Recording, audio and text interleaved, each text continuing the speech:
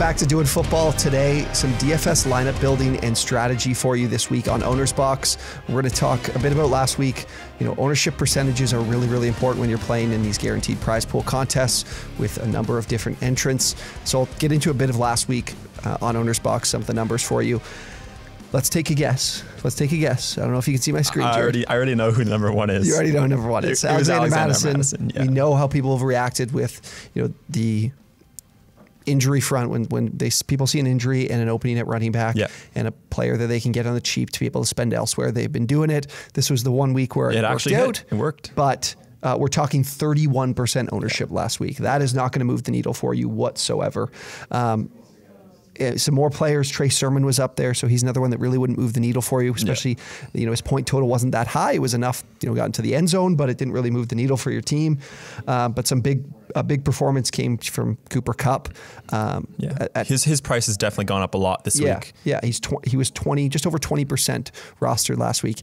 And what's important to note is that in our winning lineup from last week, he was not featured. Oh, wow. He was not in this lineup. Is that the first time Cooper Kupp isn't featured in the winning lineup? I believe it is. And that ownership percentage is really what speaks to it. Yeah. Just going through a few more for you. Quintez Cephas, believe it or not. That was a bust. Believe it or not, like top 6 here. I think people saw his price and thought it was something that they couldn't pass up. Austin Eckler, Saquon Barkley, Daniel Jones, the highest quarterback in roster percentage, just over 30%, almost 31%. And it is a significant difference between him and the second most, Matthew Stafford, 16%. Jeez. So we're talking people react to two matchups, and that ownership and the roster percentage is really going to boost if they see a matchup they like. And so far, it's been the Atlanta Falcons. That's been a huge one for you. So I want to quickly, because on OwnersBox, we're talking SuperFlex. We're not talking about kickers or defense. So there's going to be 2 quarterbacks in everyone's lineup. We saw it last week. Josh Allen and Justin Herbert combined for over 80 points on the platform. Just incredible duo for this person that won. He won for the second time in 3 weeks. Won over $25,000 on OwnersBox through 2 weeks. Not bad. Yeah, not bad. Really at all. Good week. Two great weeks now for him. And I think what we've seen so far is the strategy is you need to get 2 elite quarterbacks. It's okay if you spend up for them because they're just going to put up so many points with it being 6 point for passing touchdown. Yes. So I want to touch on a couple things that I thought really stuck out from last week. Patrick Mahomes, quite a bit down considering the player that he is. 6.5% or 6.9, almost 7% rostered. He's probably outside at least the top 12 here, I would say, in roster percentage. He was 12th. He was 12th. Daniel Jones, Matt Stafford, Kyler Murray, Russell Wilson, and Justin Fields were all above 10%. Jeez. So yeah, like a lot of these lower priced quarterbacks are going to get taken a lot because people see them as great values. They play shitty defenses, but sometimes it's just better to spend up for those high priced guys and that you know will produce, because the winning lineup had Josh Allen, Justin Herbert last week. Yeah, and Josh Allen was down there. He was below Teddy Bridgewater and Rodgers. He was right around 15. That'll likely go way up this week after a monster week, and now they play the Texans. Yeah, so I'd expect Josh Allen to be one of the highest owned quarterbacks this week. Yeah, but definitely reactionary to that. And considering the Texans matchup, he's definitely someone I would probably be avoiding, as tough as it is to say. Yeah, I mean, if you know they're gonna be taken by everybody, just fade them, even if it looks like a great matchup. Yeah, Daniel Jones, 31%. Man, that's incredible. So let's get into it then. Yeah. So we're in the $50,000 Sunday only contest here on OwnersBox. So be sure to get in here. You've got a free promo code for any new users, $10 free entry. We can give you with promo code Drew9. So if you're in the lineup builder here, like I said, 2 flex positions, 2 super flex spots, and then you're filling out the rest of the lineup. Where should we start? Should we start at quarterback? I think quarterback. Quarterback's always the best place to start. Now, if you look at some of these higher end guys, I'm looking, as we said, looking to avoid Josh Allen because everyone's going to take him. I also think a lot of people are going to be looking at this Cardinals-Rams game and try and maybe stack Kyler Murray and Matt Stafford going up against each other. Mm-hmm. So that's maybe another duo that I would be looking to avoid. Yeah, one high price guy that I love this week is Pat Mahomes. After coming off another loss, he's going to want to absolutely dominate the Eagles. And although he's definitely going to be owned by quite a few people, I don't think he'll be up at the top 3. Yeah, I mean, I think you'll probably be fine with Mahomes. I mean, thought process could be this bounce back situation like you're mentioning, but at the same time, he seems to be someone people aren't really keen to look to. Yeah. And then coming off a loss, he might be somebody people aren't as enticed by. So I'm definitely good with starting our roster with Mahomes. Yeah. Anything, lower price, what sticks out to you, Jared, in terms of someone that you think other people will be targeting in the lower price quarterbacks? I think people will see Sam Darnold after having 3 great weeks in a row, and they see the Cowboys defense and they think, oh, that's a good matchup. But I don't think that's going to be the case. I don't think he's going to have a great week, and people are going to still take him anyway. So that's somebody who a lot of people take, and I'm definitely not going to be taking. Do you see the same with Taylor Heineke as well with the Falcons matchup? Yeah. I could easily see that as he's like one of the cheap guys that everyone's going to want. Maybe they might even put Tyler Heineke up against Matt Ryan. Right. Because the football team defense has not been good this week, so people might want to double that stack, and that's another one that I'm probably going to be looking to avoid. I don't think that's just a disaster waiting to happen. Right. Okay. So tell me where where do you want to go with this? I've been looking at some lower priced options as Jared Goff, on the road. I don't know if I love it, but it is an interesting one considering his price that we're really saving there. Zach Wilson, I wish I could buy look at some upside with playing the Titans, but you're losing a point for sacks in this format, so it really kills his outlook too, because he's taken like 5 or 6 sacks in each of the past 2 weeks. Yeah, I wouldn't mind Baker Mayfield. Now he's playing against the Vikings. Vikings don't have that great of a defense, and he's only 6,100, so I could easily see this being a very high scoring game. Baker puts up maybe 2-3 touchdowns and easily returns value at 6,100. Yeah, I like that. I've been looking at him too. I like Baker's price for sure. Yeah. All right, we'll throw him in there. Now, obviously, when you this is the only thing you have to do. You have to make sure you stack your quarterbacks with one of their higher end options.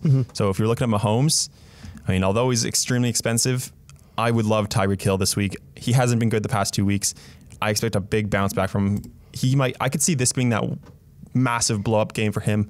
Puts up 30 plus points. Yeah, he's been quiet, and I just don't see Darius Slay being at the level to be able to slow him down this week. And again, I think the scheme has been great the last 2 weeks with his opponents, with the Ravens and the Chargers. They've done a great job taking him away. It's tough to do that week over week. So I like Tyreek Hill and kind of an opportunity to kind of buy low on this offense. Yeah, so we spent up a lot to get Mahomes and Tyreek Hill. So I'll have to make up for it by getting a few cheaper guys. Why don't we get in on this Chiefs offense? Let's just get in on it. I think we should go to Marcus Robinson as well. Yeah, sure. Might as well. He's probably very cheap. Here, I'll search him up here.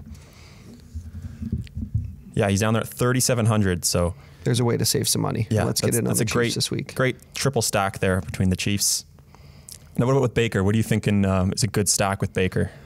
So I do think that Odell's a great stack. I am a little worried about his ownership and his roster percentage this week. So I'm maybe willing to pivot to maybe on the tight end side. A guy like Austin Hooper's at 4,100. He'd get a bit of a price bump. David Njoku's at 3,300. That's a really cheap tight end option. Yeah. So those are a couple guys I could go to. I can take a look while we're chatting here. I don't remember too much about what the usage was from the Browns last week. I'm going to do that quickly while we're going through this. But anyone else you'd consider on the Browns?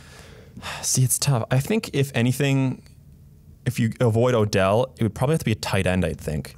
Now, I think, has Austin Hooper, where's his price at? 4,100. That's not really something I'd enjoy too much. Yeah, 4,100 is a higher price for tight end. Who's right around, if you're on tight end, who's around him? Around Hooper, there's Dawson Knox, Hunter Henry, Dalton Schultz, Jonnu Smith, Dallas Goedert. Okay, yeah. See, that's what I'm thinking too. It's a bit too high of a price. I feel like it could be Odell's someone that'll be very low rostered considering the players around him. I don't think people are really prone to pick him. To me, I like Donovan Peoples-Jones as a talent. He's been out there a ton, but it just hasn't come together for him. It's tough to put him in the lineup. It's tough to play him and look at the upside. It just hasn't really been there yet this year, even though he's, again, one of the top route runner on the team so far. Yeah. I mean, the more I think about it, I wouldn't mind a Baker, Austin Hooper stack because nobody's going to look towards it. If this duo puts together 2 touchdowns, this is like a league-winning duo. Yeah, and nobody's going to do it. And it's good matchup here. Even on the road, it's a good matchup. So I'm good with it. Let's go throw with it in there. And we're saving a ton of money here. So let's exactly.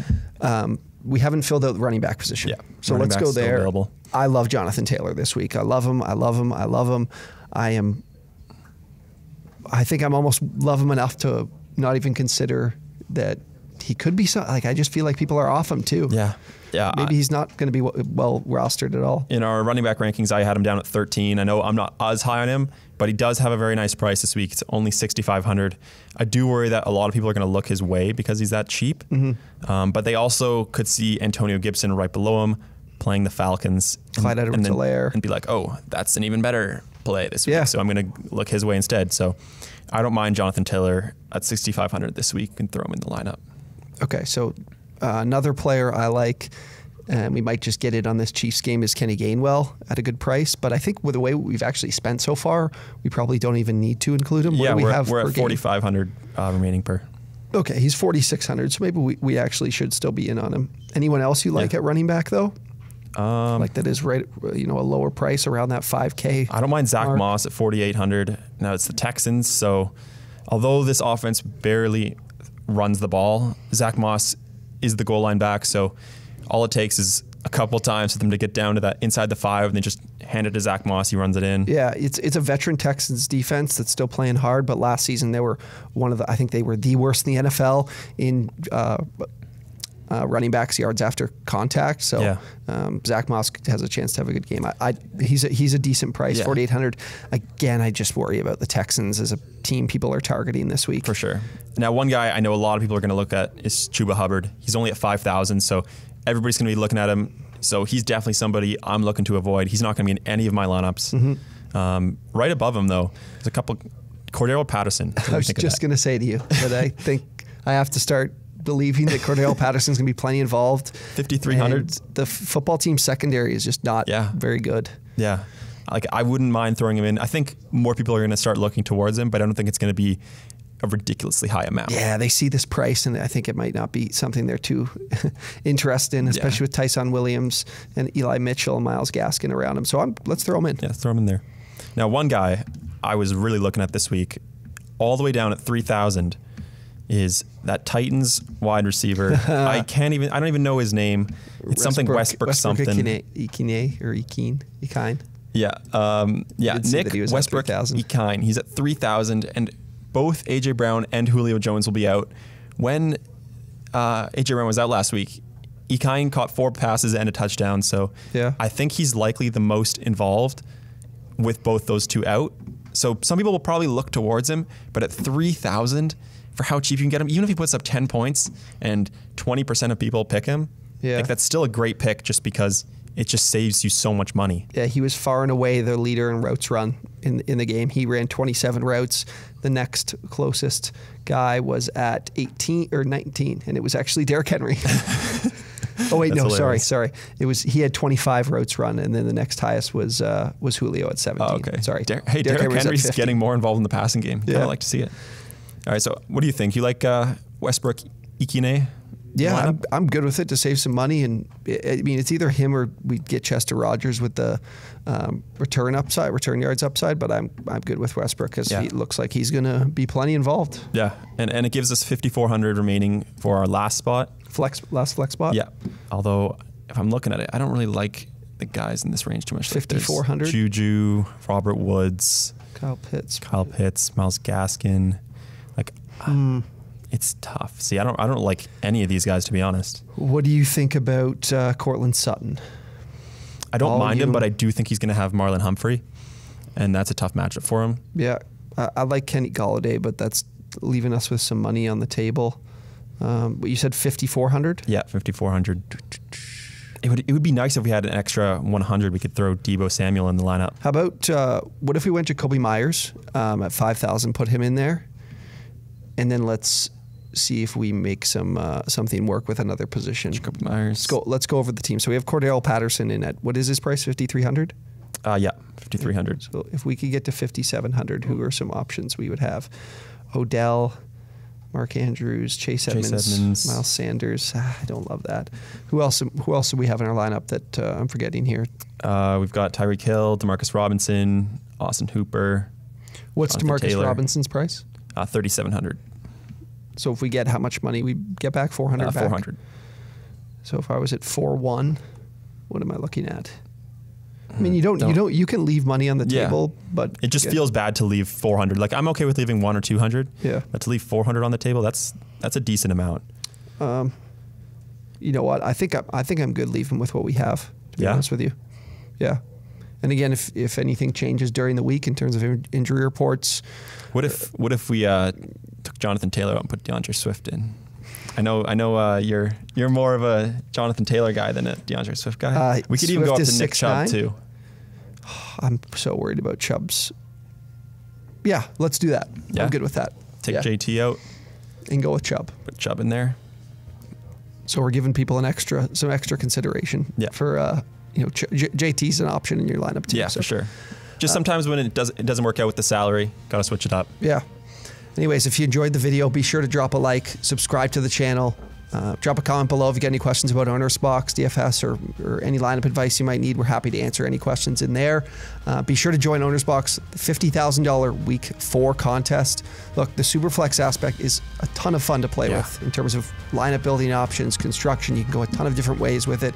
Having the 2 extra flex positions. We mentioned how important the quarterback position is, and that's one of the most exciting positions in the sport. So for sure, come play on OwnersBox. Week 4 SuperFlex salary cap game. If you deposit as little as $10, we're going to give you a $25 bonus on the house. So you're going to have more money to spend, more opportunities to enter contests. Go do that. Thank you guys for watching, and we'll see you next time.